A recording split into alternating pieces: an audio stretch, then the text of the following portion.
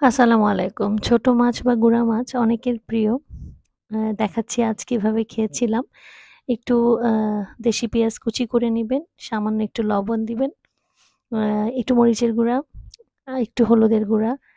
আ বাঙালি রান্না আসলে অনেক সহজ যদি সহজ করে ভাবেন। আর সামান্য একটু ধনিয়া গুঁড়া।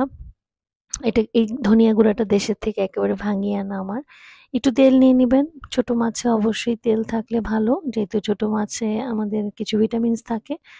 এবার এটিকে সুন্দর করে মাখিয়ে নিবেন কষলিয়ে একদম হাত দিয়ে। আসলে বাঙালি রান্না তো হাত ছাড়া অসম্ভব। এবার গুঁড়া মাছগুলো নিবেন। সুন্দর করে মাখিয়ে মিশিয়ে নিবেন।